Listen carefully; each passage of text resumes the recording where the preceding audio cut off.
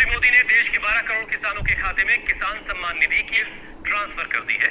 PM Modi अब कार्यक्रम को संबोधित कर रहे हैं, आपको सीधे माननीय मुख्यमंत्री श्री योगी आदित्यनाथ जी से सादर अनुरोध करूंगी कि हम सबकी तरफ से माननीय प्रधानमंत्री जी को अंगवस्त्रम उठाकर और जिन किसान भाइयों बहनों के लिए आज का ये कार्यक्रम आयोजित किया उसी की एक स्मृति किसान गूंज सुनाई दे रही है चारों तरफ।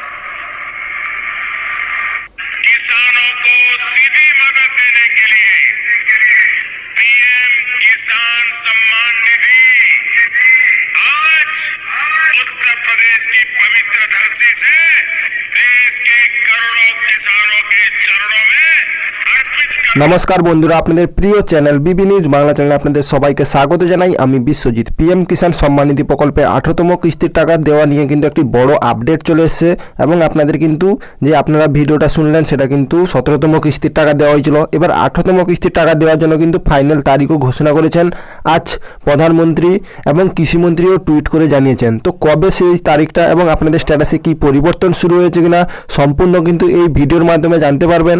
যদি চ্যানেলে নতুন এসে থাকেন চ্যানেলটিকে সাবস্ক্রাইব করে পাশে থাকা বেল আইকনে ক্লিক করে দিবেন।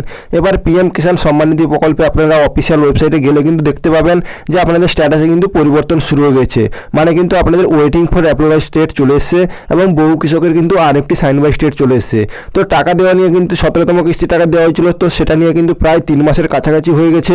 তো এবার 3 মাসের পরে কিন্তু টাকা দেওয়া হবে।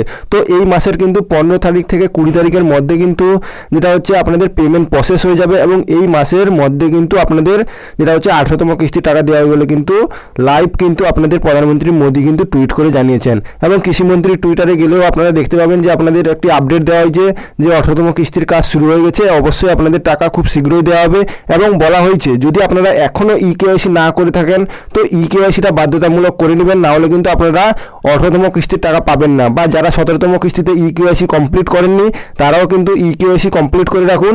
তো আপনাদের কিন্তু 17তম কিস্তি এবং 18তম কিস্তি কিন্তু দুটো মিলে কিন্তু 4000 টাকা দেওয়া হবে বলে কিন্তু এটাও জানানো হয়েছে। তো বহু কৃষকের এখনও 17তম কিস্তির টাকা ঢুকেনি, তো তাদের জন্য একবার বলবো আপনারা ব্যাংকে গিয়ে পাসবুক আপডেট করুন বা আপনাদের ব্যাংকে কেওয়াইসি আছে কিনা সেটা চেক করে নেবেন, দিলে কিন্তু আপনাদের এই সমস্যাটা হবে না এবং আপনাদের টাকা কিন্তু 18তম কিস্তি যবে দেওয়া হবে তবে কিন্তু ডবল টাকা ঢুকে যাবে, মানে কিন্তু 17তম এবং 18তম কিস্তি মিললে কিন্তু 4000 টাকা ঢুকে যাবে। তো আশা করি এই ছোট্ট আপডেটে বুঝতে পারলেন। যদি ভালো লাগে থাকে একটি লাইক করবেন, চ্যানেলটিকে সাবস্ক্রাইব করে পাশে থাকবেন।